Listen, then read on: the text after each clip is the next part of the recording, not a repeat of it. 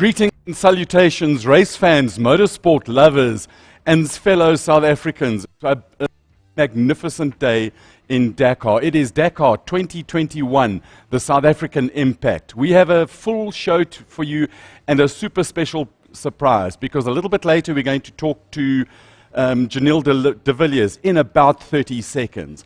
We've got Andrew Horn, who's handling all your questions for you. Andrew, so cool that you're back with us. And Stephie Vetter in somewhere close to the sea, who from the Southern African Dakar Group, who will also join us. But I don't want to waste anybody else's time. I want to go straight to Stage 5 winner. Another stage win for Giniel de Villiers in his illustrious career of Dakar. Giniel, congratulations, and what a relief it must be for you after 2 really shitty days. Yeah, no, I must say, we didn't have a good start to the rally. Unfortunately, nothing seemed to go our way, and we got lost on the first day of the rally, and the second day we broke a drive shaft, and then we had 3 punctures. So nothing seemed to go our way, and then finally today, everything came together. Alex did a great job on the navigation, and we managed to win the stage. So very happy for the team and everybody. On the one hand, a bit sad feel sorry for Henk and Brett, which had a big crash today at kilometer 20, which we saw. We went past them, but hopefully they're all okay. And it by the sounds of it, just Henk injured his shoulder a little bit, but they were going very well the day before and yesterday as well. So but I mean, for us today was really nice, and it's always nice to win a stage on the Dakar.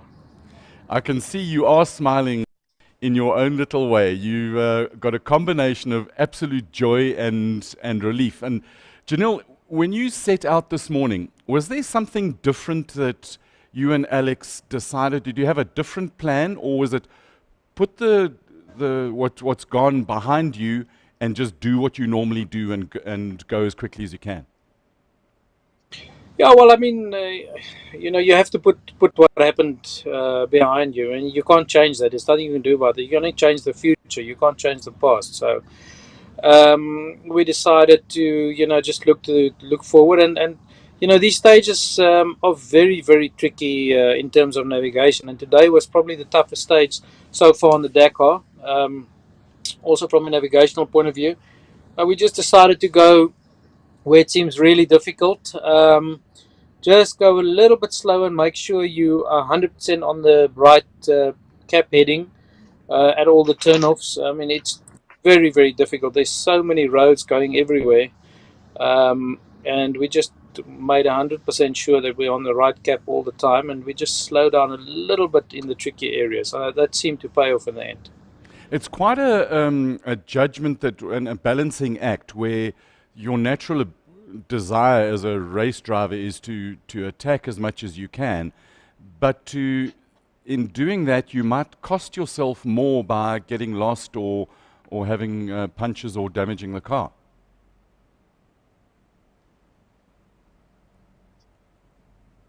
I think Giniel, are you back with us?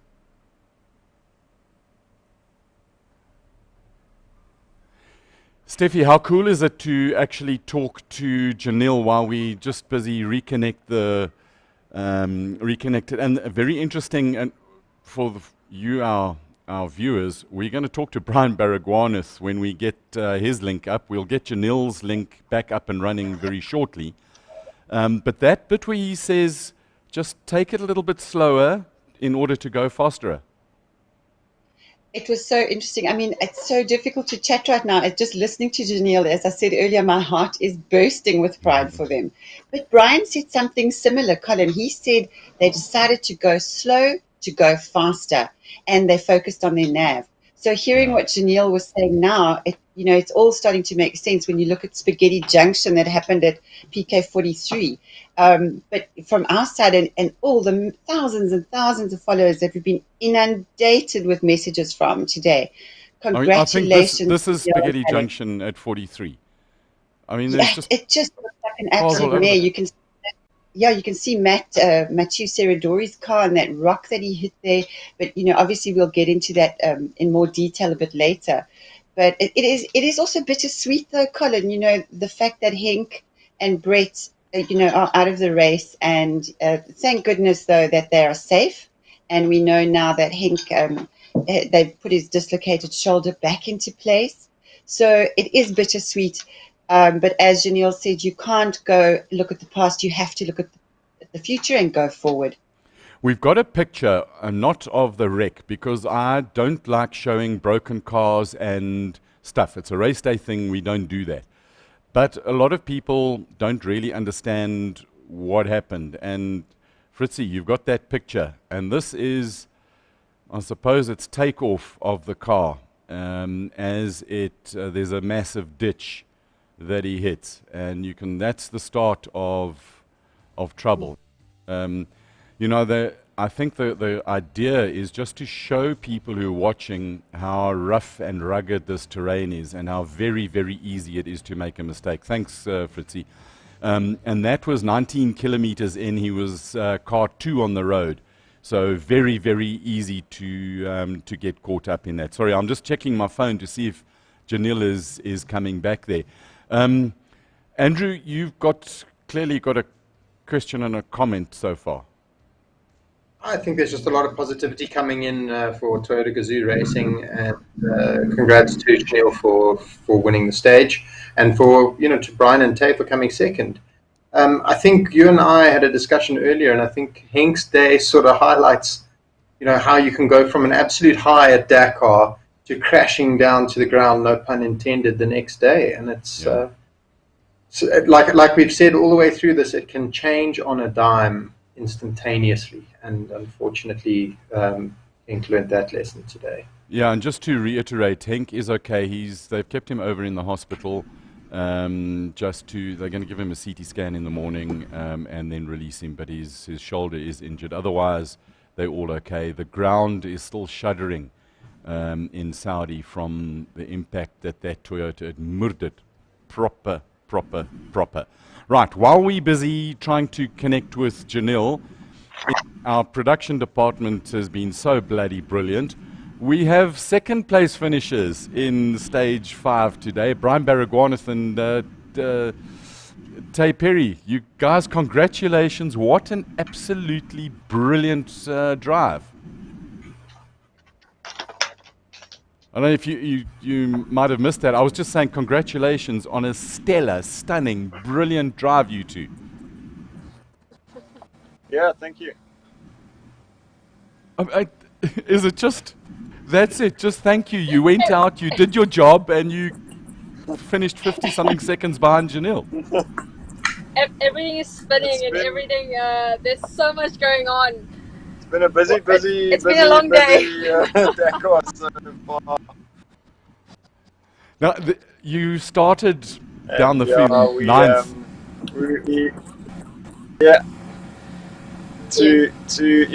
So starting ninth, coming through the field. It was literally, we got into the first canyon, and there was some TV crew there, and the guys, if we had just shown us a little finger, we would have gone towards them and climbed out the canyon, because we went down the canyon and our waypoint, literally a couple meters off and you end up on the wrong road. So the arrow comes up on the screen where the waypoint is, and it's pointing to sort of a cave in the canyon there, and it's saying, well, the waypoint's up there, and we're saying, okay, how do we climb out of this canyon?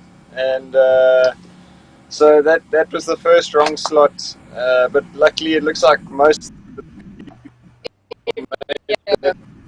made that wrong slot, and then as we got to the top of the hill, there was a complicated sort of oblique turn. A lot of these oblique turns where you start on a cap, say, and then it's oblique for so many 100 meters where you have to then end up on another cap. So luckily Tay nailed that one, and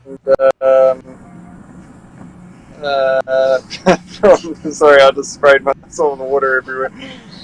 Luckily Tay nailed that one, and most of the guys got lost there. So that was our get out of jail card for the day, and from there we were pretty much third on the road, once again, and then Braganski and who was with them came past as one of the minis. Not really lost, just very wide. Yeah. So anyway, we stuck. Battling with a connection. I tell you what, there's in the bivouac there must be such a load on the on all the cell phone connections and the data connections coming and going. So the guys are going to try and get a reconnection going. Have we got a chance of getting back to Today's game playing third sort of on the road. She's back. They're back. Yeah. Brian, we lost you guys for a while. Okay. All right. Now, Okay. so you came through the traffic, and we were watching. There was this gap that you closed down to about 5 minutes, just before there. I think there was 50-something odd Ks to go, and in the last checkpoint and arrival of the stage, you took four something minutes out of Giniel. Was that because you were pushing hard, or was he battling? I think he might have missed waypoint there. It was tricky navigation the whole day, so we pushed pretty hard in the dunes, but we didn't take any risks. So we were clean most of the day as well. We were spot on with our tracks and with our notes, so we were clean. I don't know if they're still there.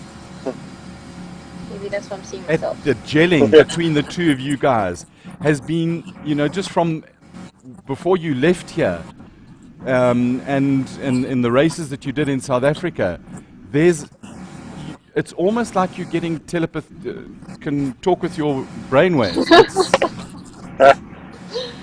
On the way there. Yeah, it's We have our moments. it's all about keeping it simple at the end of the day, I think, and it's just about clear, simple communication. And as soon as we can just, be on the note every time, in time, Both be sure. and both be sure. Yeah. But it is really hard because there's a lot of instructions coming, and it's really fast. Big and, teamwork and. Yeah, so Tay's been great, and slowly figuring out a system. Work together. We had a chat with Giniel before we lost connection. He said that they almost decided to back off and make sure that they did not get lost at all. Did you have a similar kind of discussion in the car? Yeah, so when I saw Giniel this morning, I said, good luck, and remember, go slow to go fast. That was literally I'm our online attack again. for today, was go slow to go fast. There he is. There's Giniel. So, Giniel, we've got Tay and Brian on the line as well. Yeah, Hello. no, sorry, my connection went down. I don't know what went wrong. Yeah, well done to them, eh? They did a great job as well. It's nice to have a 1-2 for South Africa. It's So you can absolutely be on brilliant. Slow. So, Giniel, I was just asking, the last couple of kilometers from the last waypoint to the end of the stage, Brian and Tay closed a lot on you and Alex. Did you guys have a bit of a moment, or were you battling to get through cars again? No.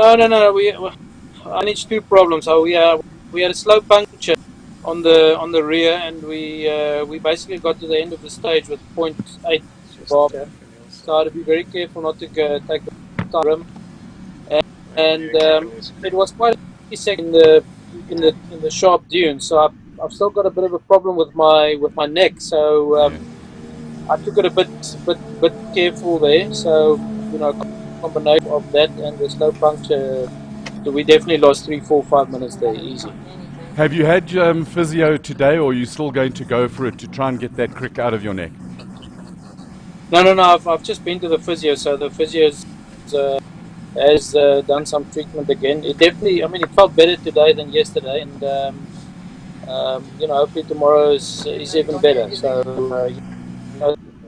don't anymore, then you can really attack in the short stuff. So let's hope it's good tomorrow. Good to go tomorrow.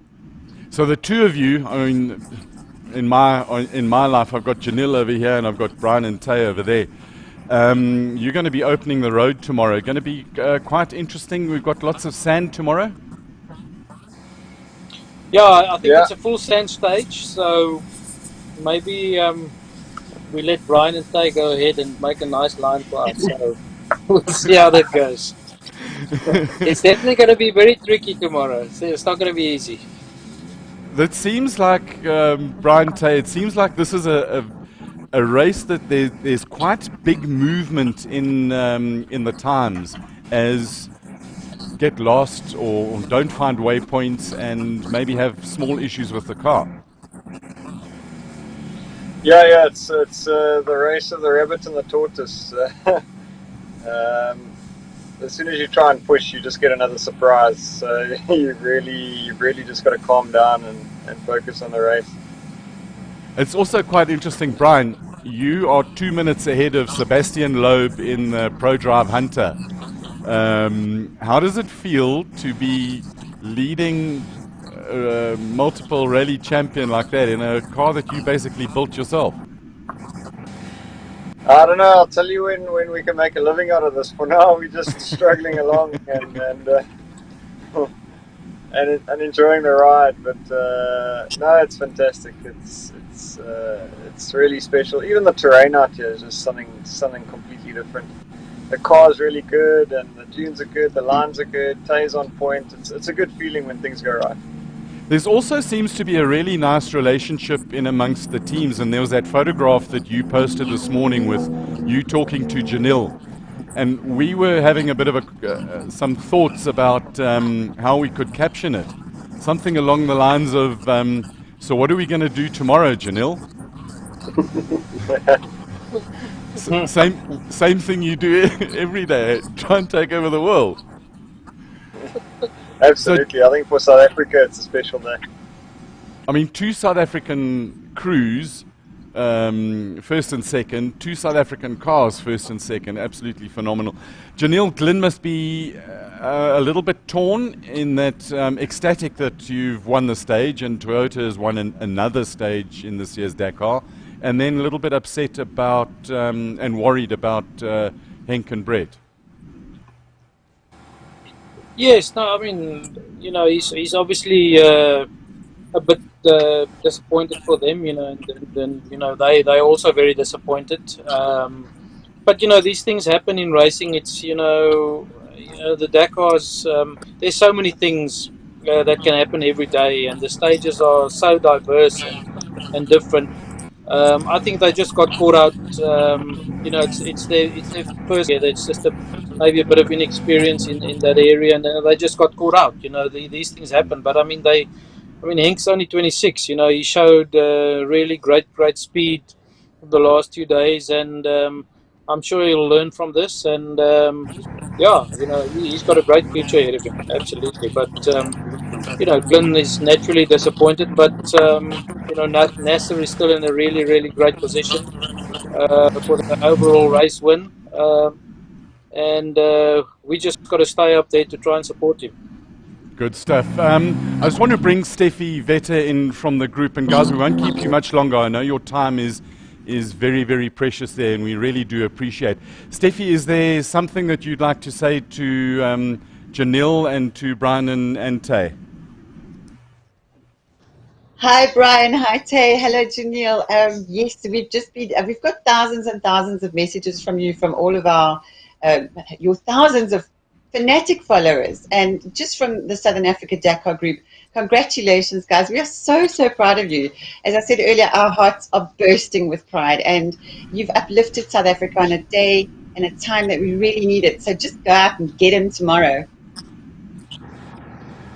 Thank you very much. We'll do our best, but I think you mustn't expect the same tomorrow. But we'll certainly go and try. But it's always difficult to talk about.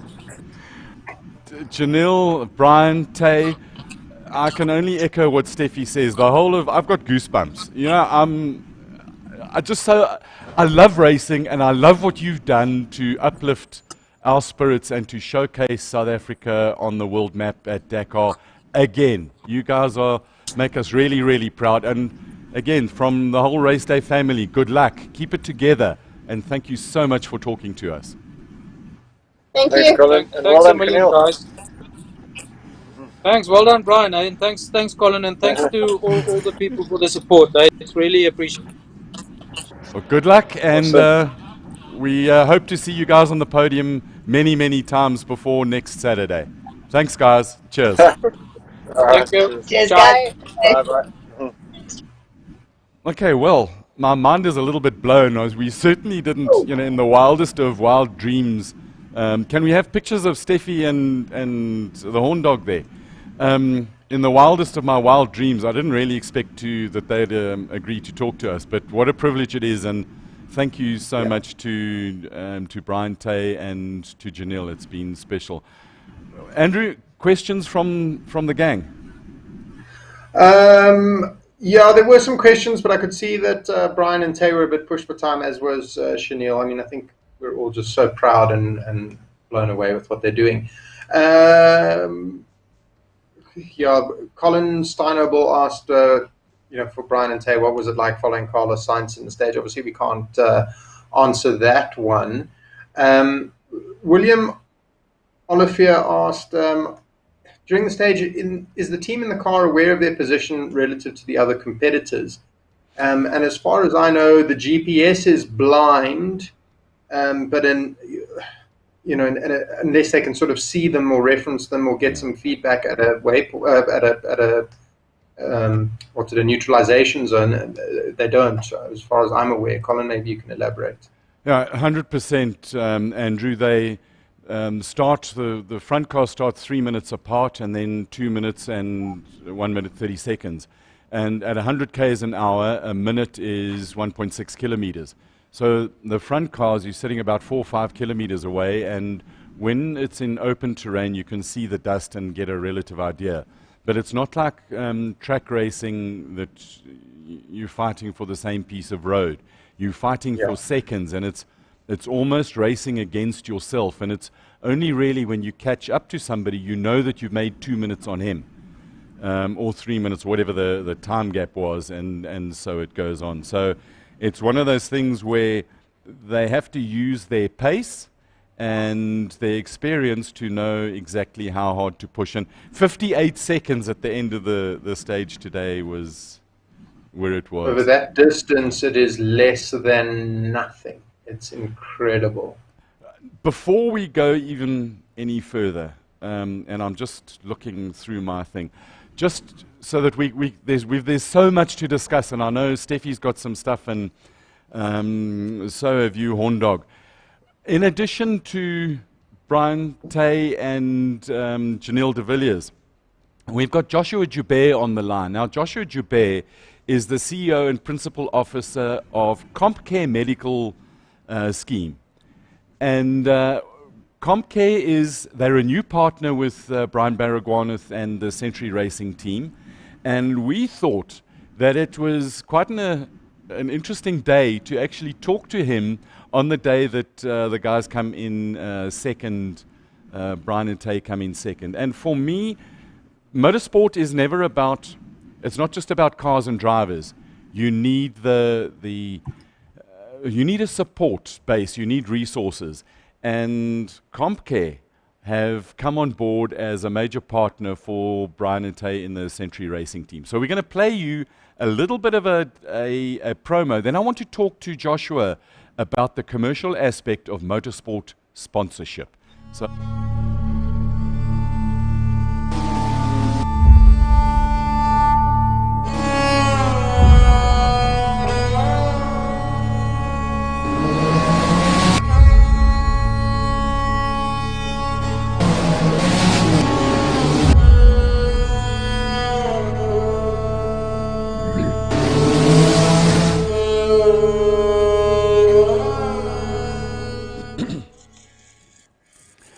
Joshua, thank you very much for joining us. Joshua Joubert, CEO and Principal Officer of CompCare Medical Scheme. How proud of you of Brian and Tay? Yeah, good evening, Colin, and thanks for having me on your show. Yeah, it was a challenging day, not only for them, but I think for all the supporters. I had a board meeting early this morning, and it was difficult for me to focus on the task at hand because although I've muted the WhatsApp groups, I could still see the WhatsApp coming through.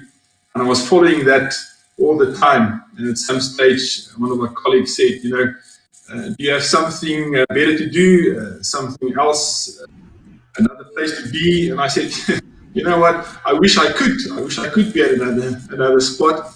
But everybody that was part of that board meeting understand the importance of a sponsorship like this. So it wasn't a joke, it wasn't too serious. But yeah, extremely proud, especially, Comke as a medical scheme, we pride ourselves that we cover every move.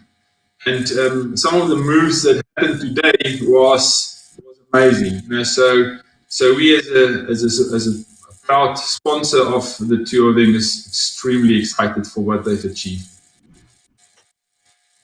So the comp part of the comp care is sort of competitive, or you cover medical issues for people who do crazy stuff like race cars and motorbikes and diving underwater and out of airplanes and stuff like that. Is that correct? Colin, yeah, to some extent. So Comcare Medical Scheme is a medical scheme like any other medical scheme that is currently in South Africa. We know some of the bigger guys out there that's based in Sandton, and it's an open scheme, so anybody can join Comcare Medical Scheme. What we try to do different is most of the time medical schemes cover you when you go to the doctor and when you get admitted in hospital, and we also do that. So we've got an array of products, and you can choose based on your income and your need. You can choose one of our products that is available. But we then said, so why only help people when they're ill? And why sponsor an event? But when something happened, then we say, sorry, it's an extreme sport. It's not covered. And that's why we said we want to be a medical scheme that is different. So we cover your day-to-day visits to the doctor, your chronic medication, if you get admitted in hospital, your dreaded diseases, we cover all of that. But we took it one step further and we said we will also cover if you get injured participating in extreme sport, because that is normally where medical schemes will draw the line. They say, you know what, if you want to jump out of an aeroplane, or if you want to go and ride around in the Sahara, then you take responsibility for your own action, and we won't cover that. And we said that is wrong, because what we've realized is that if you're active and you're fit, then chances for us that something will happen to you is less. It's slim. You won't just go like Brian and Tay is doing at the moment and enroll in Dakar if you're not fit and you haven't trained well and you don't know what you're doing. So for us, the risk is minimal, and we want to show the people out there that we're really there to support them no matter what. In good times, bad times, if they go for a walk on the beach, we'll cover them. If they go and we'll cover them. I suppose the ideal way of showing that and showcasing that is sticking your name on the side of a racing car, where we saw what happened with Henk and Brett today in their massive crash. That's the way of just putting your money where your mouth is. Yes, definitely. So what we say is, as I've just said, no, we don't want to just say that we'll cover you if you do the stuff that can't hurt you. If you go for a walk around the block and the neighbor's dog come and bite you and scratch you, and you'll be covered. We want to show people that if we say we're the medical scheme for adventure sport, we put our money where our mouth is. And that is why we said we will cover them and we will support them to show that this is really serious business for us. Cool. I want to bring Stephie Vetter in because she was quite instrumental in putting this whole deal together. And Stephie, we had a brief chat yesterday about how it came to pass from your side. Just tell the story, because I think that it's hell of interesting. You know what, from a Southern African Dakar Group perspective, Colin, we always try and help all of our pilots. That was our mission from the beginning, to especially help low-budget pilots. So we had put out an appeal onto Facebook and all our social media platforms. And of course, we were always punting this on Brian Baragwanath Racing as well. And Nico Landman got hold of us, and we sent all the information through, and then Joshua took it and ran with it. And I think it's phenomenal that a South African company is coming on board with the South African racing team. And, we just literally can't express our gratitude as well. And it's such a great partner to have. They're a fantastic crew to work with. They are giving Brian and Tay all the support they need. And I just think it's a wonderful example to other South African corporates to come on board and support South African motorsport. Joshua, I want to ask a bit of a rude question. And in a way, it helps people, other race drivers and sportsmen, when they're trying to look for support and partners. What is it that you as a businessman and a company look for in a partnership that you can turn around and say, I want to carry on with this escapade. I'm hoping that you want to carry on with Century Racing and Brian and Tay. We want to carry on with it. What are the things that you look for to keep you as a happy sponsor?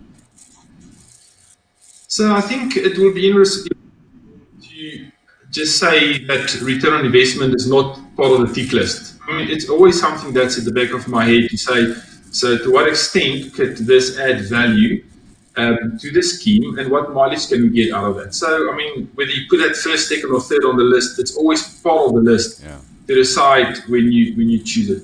What we try to do differently is to take these, and no disrespect to Brian and Tay, the smaller people, and help them. You know, it's very easy for the big guys that sit in Sandton to go and sponsor the race that everybody's familiar with in Cape Town. You know, everybody does that. It's easy. We want to go to the market, and we're going to want to go and find that niche individual.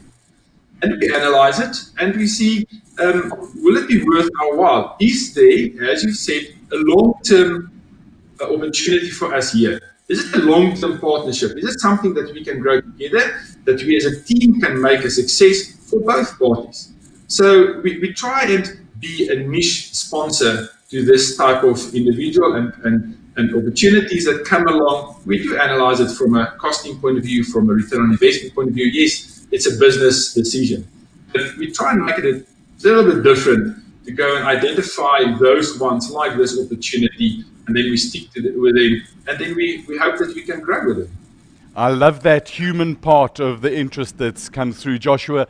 I've got to say, first or two bits, thank you so much for spending some time with us and sharing, and we hope to see you again before the end of this Dakar. That's the one part, and the other part is thank you very much for involvement with South African motorsport, because we here at Raceday are petrol heads, and we love it when we meet fellow people who love racing and can see the commercial possibilities in it. So Joshua, thank you so much. No, thank you, Colin, Stephie from Comcare. Again, congratulations, Brian Tay. We're very proud of you and looking forward to all the stages to follow. No, good luck. Thanks again, Joshua. Well, Thanks, man. Joshua, before you go, if I could interject, Garth Roberts has come in and said, would Comcare cover a competitor on a one-off event like the Kalahari Rally? That's from the organizer of the Kalahari Rally. There you go. Yeah. No, we'll definitely look at opportunities like that. I think you have to have a discussion. Joshua, thank you so much. Thanks, Colin. Thanks, team. Have a great Friday and a lovely weekend. Night, Joshua. I'm kind of lost as to where. You're at Vatswaye in Pretoria. We're at Vatswaye in Pretoria, and it's absolutely fantastic. So, if you've got any questions, comments, or anything, I just get so excited. I love racing, man. And to sit and talk to Giniel and Tay and Brian, and while they're lurking in their caravans, their motorhomes, it was actually truly a proper privilege. But now we've got to get back to the normal sort of things that we go to.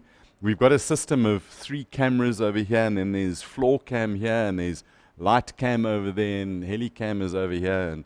And well, there we go. Hello. Let's get back to business. Let's talk about 2 wheels. So wait, before we do that, before we do that, yes, while we're still on four wheels, yes, we've had William Oliver in again, yeah, asking about communications to yes. external parties during the stage. The answer is no. There is a phone in the car which is in a sealed box, which can only be broken in the presence of officials or with officials' permission. Colin, No, in their just presence, in their presence. and with their permission. If you break Yeah. the phone, okay, let's go back to your question of emergency. So take the example of Henk and them having a crash this morning. The impact would trigger a G switch, which sends a message and goes to France. And in the control room of the Amarai Sports Organization, it triggers a thing that says, here's been an issue. They can talk back to the car and say, are you guys okay? And they then, or if something major happens, you press the green button and you say, yes, we are okay. So the organizers can talk through the tracking, so I think it's Erie Track, talk through that, and it becomes like a one-way radio. If that doesn't work for whatever reason, and you desperately need to make a phone call, you are able to open your box, but then you have to make the phone call to the appropriate emergency numbers. If you don't, and you get to the end of the stage, and the guy checks out your box and he sees the seal broken, you get penalized, and you get penalized incredibly hard. So provided you can, if you get to an incident, so the car coming after Henk, they would have looked at it and seen the Dakar etiquette is you always help your other competitor, and if you need to spend time helping them, you'll get because you're all on a GPS and tracking, you get your time back. So I hope that answers that question. Yeah, and certainly from sort of support crew to car, there is no communication, or car to No. support crew, there is No. absolutely Nothing. no communication. Yep. Definitely not. Yeah. Okay, we've put that one to bed. Right, should we go? Steffi, have you taken a Two breath? wheels. People are asking about two wheels now. Yeah, let's talk about two wheels. Let's talk about Honda KTM Shercos. Let's take a breath. It's been so frenetic today, but absolutely, the two wheels was also a spaghetti junction. We got an update from Ross earlier that he said it's not adding this stage to his favorites. So what you've got in the stage is you've got Kevin Benavides, Corneo, Toby Price, Santolino, Sunderland, Xavier de Saltre, Skyler, Matthias, and Ross in ninth. Yeah. So it's completely turned on its head again. If you look at the GC, you've got Benavides, Kevin consolidating again, De Saltre, Corneo, Price, Sunderland, Santolino, Haas slipping back to seventh, and Ross in eighth. So what happened to Ricky Brabeck's theory yesterday? Come on, guys, throw us some questions, because he's languishing in 14th position, 25 minutes behind Kevin Benavides. Did he get lost early on in the stage? I'm not good with the bikes. I know one of the guys got Murava lost early on. Earlier on, Van Beveren and Jamie Caney got lost. They got lost really early on. Daniel Sanders also dropped about 8 minutes, about 20 Ks in. John Barreda bought 74 Ks in, lost 17 minutes. Ross said at one stage there was a whole bunch of them that managed to find a way that wasn't the right route. And as I said, he said he's not adding this stage to his favorites at all. He said it was rough, it was long, it was tough. But he's still having fun. But as he said, if it was easy, everyone would be doing the Dakar, and they're not. And he's still only 11 minutes off the lead, eh? Only 11 minutes. Nothing. You've got Friday, you're going to have a rest day, and then they've got an entire week to carry on. I'm just counting in my head. We've done 5 stages. There's another 7 stages left. We're not even halfway. Correct. Yeah, so not even halfway. And are you hearing? Are you hearing anything about the tires that we discussed? Because tomorrow will be the last day of banging on a new rear tire. Look, we do know that there are some of the teams that are preserving their tires. Ricky Brabeck put his hand up yesterday. He said, look, someone's got to start this game, because the lottery, it's like a lottery every single day. You simply don't know what's going to happen. We've also got to just all will James Alexander in. As we went on to air, I haven't had an update since we went on to air. He had only just reached PK 400, so he's still struggling out there. Come on, James, you've got this. He was in P86 overall. You keep talking. I'm just going here and checking out here. He's made it to. No, he's done. He's nearly there. On the actual tracking, he's like. Stephie, you were concerned about this yesterday with this whole new closed gate thing. Why don't we touch on that subject? Yeah, I was very worried. You know, the weekend warriors, that closed gate, that whole rule that they put in place yesterday. So look, they had to reach it before 1800 Saudi time. So 1700, SAST. And James sailed past it. We're not sure if he's stopped to help somebody on the stage, but we do know that it is rough out there. So basically, they had to reach a certain cutoff point before a certain time. It's a very controversial ruling. I would love to hear some of the views from everyone that's watching. Guys and girls, throw it at us, because we've had very conflicting reports about this rule. They say it is for rider safety. It's dark. It's cold. But if they didn't reach that PK, I think it was 242 or 294, if memory serves, they would then be out of the rally. What are you hearing, Andrew? Nobody has put anything up yet, but I can imagine what the competitors' reaction would be, and it'd be a lot of four-letter words if I was there, that's for sure. We do have an update from Stuart Gregory. He says Jamie McCanney's blown up his Yamaha and he's out of the race, and that takes 2 of the 4 factory Yamahas out. I'm sure you had that, but Stuart's brought it up, so thank you very much, Stuart. He's always a great contributor. Yeah, let's see what happens. I really hope James gets through, because there's a lot of support for him on the Facebook pages. Everybody asking, where's James? Yeah, I think he's endeared himself to everybody. You know, his nickname, the new moniker that we've got for him is the Kalahari Madala, and he's got such a genuinely effervescent way when he's sending out messages, when he's sending reports, that you just take him and you just want to say, come on, let's just get you to the finish, and that's what he's doing.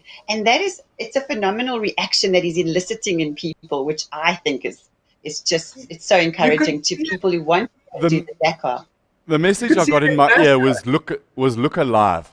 But I was focusing on the actual tracking map, and I'm watching the little arrow of James, he's a way out, eh?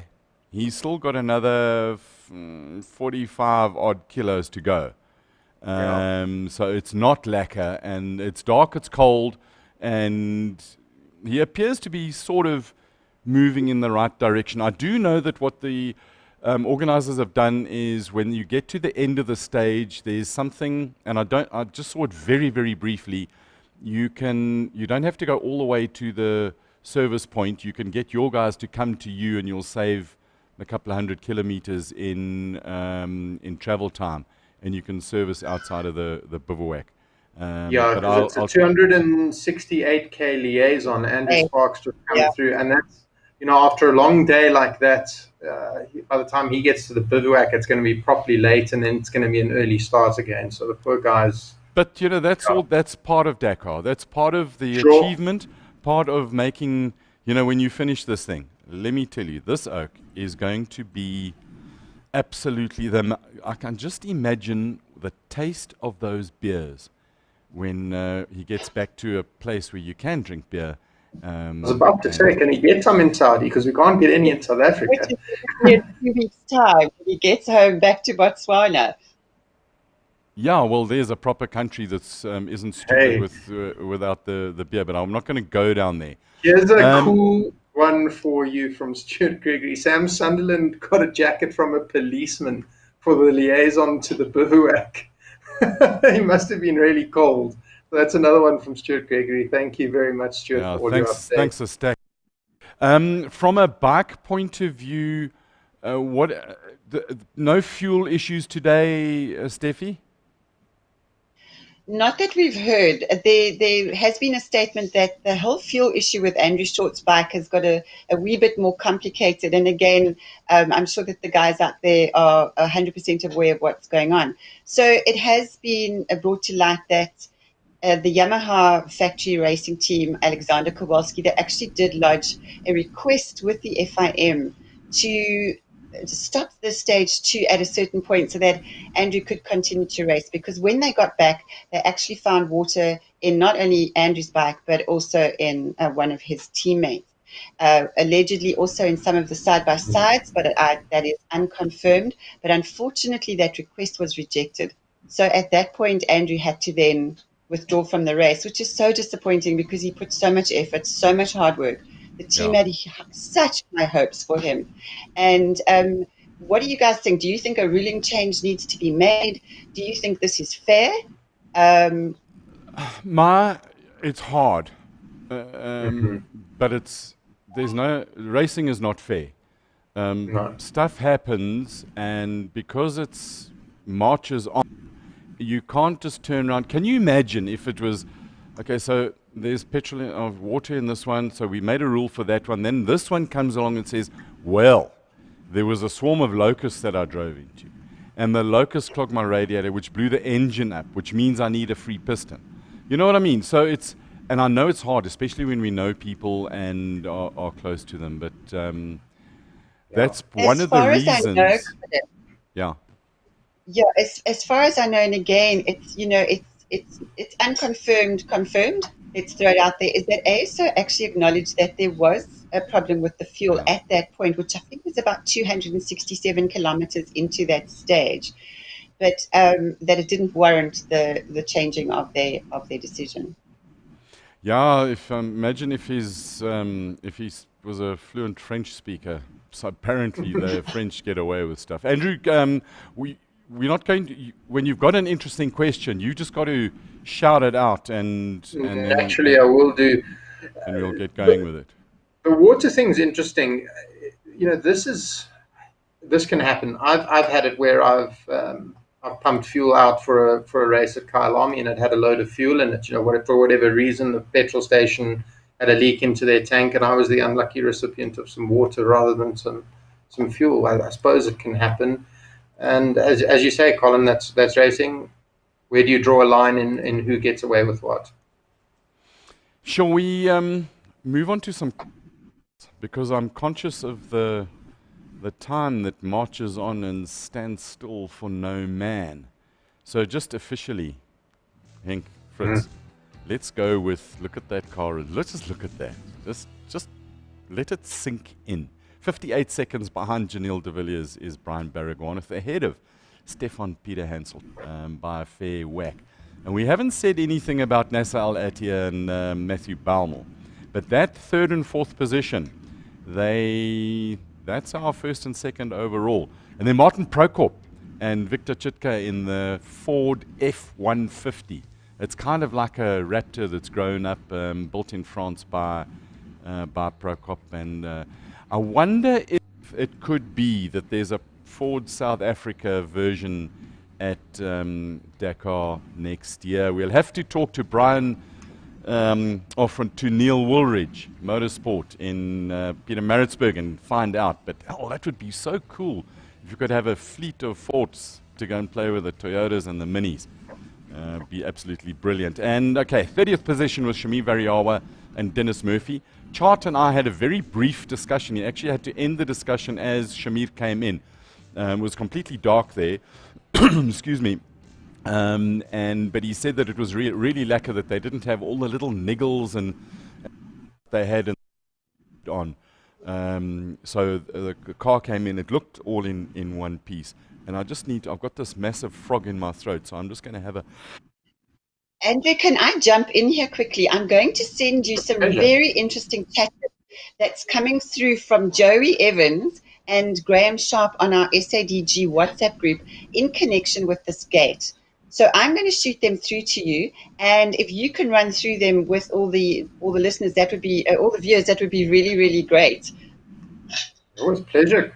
Send them through. You've got the group. Let's do it. Look, I know how I'd feel about that if I was one of those Malimoto guys or in that position. Colin, what do you think? What would you be sitting there saying with this closed gate story? Well, I've got two hats on. The one hat is if I was there, I'd bitch like hell. But if I'm not there, and if I'm running, it depends. If you've gone through the gate, not a problem. If you haven't, and what we're meaning by this gate is there's a cut-off time for people to make it. And I think that what they're trying to do, very much like a comrades marathon and the dude with his, who shoots the gun at whatever time it is, you can be 1 meter away from it, and sorry for you. Watching it on TV is one thing, being a participant in it is another. So I'm in two minds. If it was me, I'd bleat like hell. If it was my competitor, I wouldn't. Well, yeah, I mean, Graham Sharp has come through, and he says they've done it or reserved the right to do it for most events. They did it last year in some of the stages. Some of the guys who did the South American editions could comment because he's not clear on pre-2020. There is some controversy around the ruling, with some perspective that it's designed to thin the field on certain stages. Oh, don't use the ASO term thin the field with the ASO. They get really upset. I mean, some people say that so that you can thin the herd and you've got a smaller tribe to move through the bivouacs. But those are just some people. I wouldn't say anything like that and accuse them of things like that. So I claim it's safety driven. Yeah, absolutely. And he says it generally isn't a bad thing, as long as it's a reasonable allocation, unless you've got mechanical issues. So one of the other guys saw, I think, point of view is very interesting. I've just sent it through to you. So that comes from Joey Evans himself. Share it with us. Let us. Joey Evans says the stewards have the last say.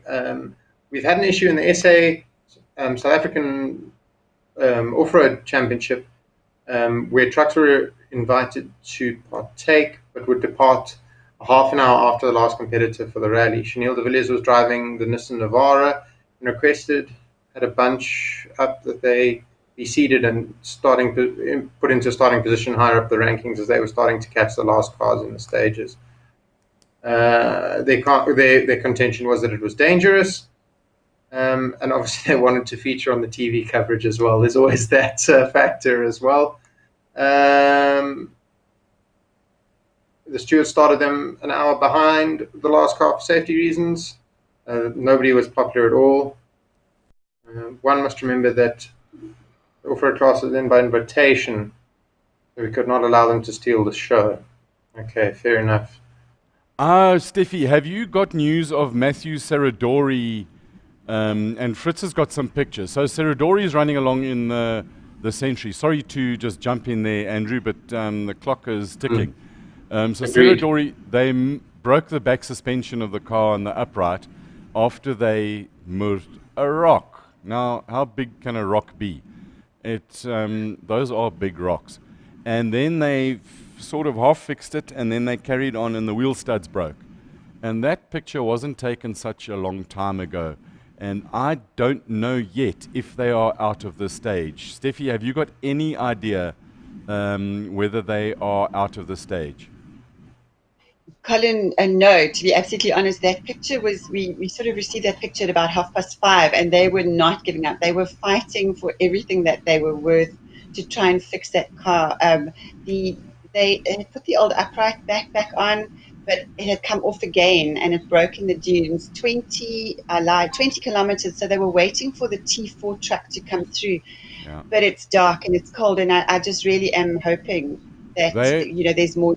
I would be able to get it in a wee bit. They're not past the arrival of the special stage yet. I've just checked on the tracking now. So it's been a massively long day for them. 14 odd hours they've been going for. So it's absolutely. The other one is Yassir Seedin and Alexei Kuzmich. They're in 50th. They 3 hours 54 behind, but they made it to the end, which is absolutely magic. Going to have we done the overall car there, Fritzy, if you could? So here we got the dice at the front. Peter Hansel and NASA, 5 minutes in it. Carlos Sainz, he's back up there. Remember a couple of days ago he dropped off the leaderboard, 36. And Jakob Przgonski, I love that the name. And Timo Gottschalk, 104. Martin Prokop up there. Ninth was in the overalls is Brian and Tay. And then, well, where were we? I'm getting lost here, all over the blooming place. Giniel. Yeah, yeah, and then Giniel is and Alex are 12th. So an hour 57. The cars, the gaps are bigger. They're much bigger. But you know, we're going to see movement in there. Really are going to see some movement. And Colin, don't forget about the other CR6, the CR6 that's pitting with Century Racing with Brian and Tay. That's Marcelo Gastaldi and Lurival Roldan. They are having really good outing. They're in P27 for the day, P19 overall. They're in the top 20. So good on them. And there's Brian and Tay coming back into the booth this evening. Car, 7 liters of America's finest V8 muscles and horsepowers. Got to love the sound of a V8 and the look of carbon frickin' fiber, because that is how we go racing. And it's brilliant. Now tomorrow. Wait, very quickly. Garth Roberts has come in saying that Matthew with his dodgy upright got about 60 Ks to go to the ASS through the dunes and that. And 60 Ks with a dodgy rear upright might be the longest 60 Ks of his life, hacking through there. It's very... If the guys thought that today was long, tomorrow is a longer a day. 448 racing kilometers. And poor James Alexander. Yeah, so it's really long. So there's a 130 odd liaison to the depart of the special stage, and then they go into the sand. It is the road to Hale will be 100% smooth and sandy. Of the stage. I think there's going to be some people who are going to get to know that desert after dark tomorrow, Colin. I think it's going to be another. I nearly said the wrong word. It's going to be a cruel day tomorrow, but it's going to be long. So I'm just want, because sometimes the organizers, they use some poetic license.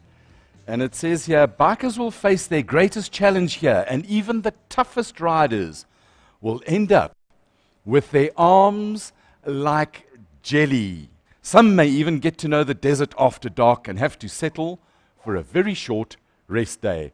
Haka Gieka. It is going to be a tough one. It is going to be hard.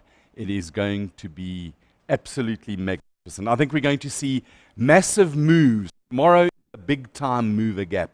Somebody who's lurking outside close to the 20s can come up to the low single digits, and vice versa. There's sand for days. And just listen to this. The sound of American V8.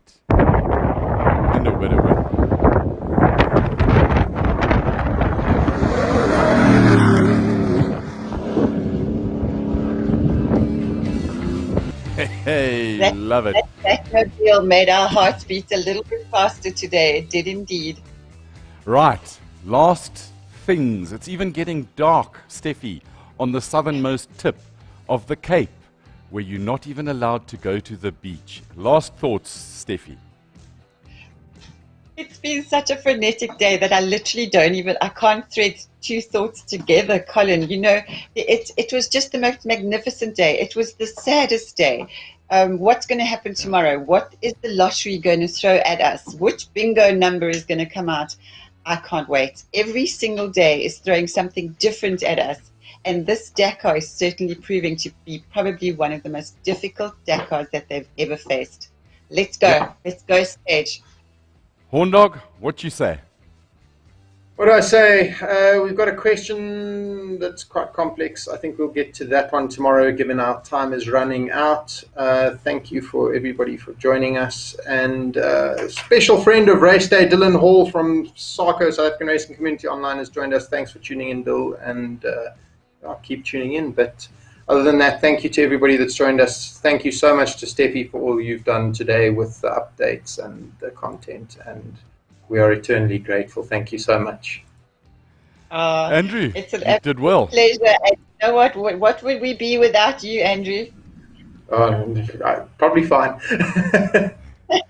And to you, dear viewer, thank you for your input and thank you for joining us. It makes it exciting to know that yesterday we had one of the highest bits of viewership thingies that the people tell us that it was big. That's what they said. It was ginormous, it was humongous, it was fantastic. And this is Dakar 2021, the Southern African Impact. And I've just got to say thank you so much to Stephie from the Southern African Dakar Supporters Group. Go there tomorrow morning, get the fix. You will be able to see the pistons going up and down and the wheels wheeling and the stuff happening. It's blow by blow. It's absolutely fantastic. Send your questions to Horndog. We'll have the overflow tomorrow. We will answer them. Tomorrow, I think we've got Garth Roberts from the Kalahari Off-Road Rally who's going to join us. Why? Because it is a mini Dakar thingy kind of stuff, and it's in the Kalahari Desert, and we can love the Kalahari. To our crew, to Colbert from Vatswaya. If you want a lacquer car, come to Vatswaya. They've got cool stuff here. And Henk and Fritz, thank you for driving. Absolutely brilliant. You guys, thank you for watching. Be lacquer. See you tomorrow. Cheers.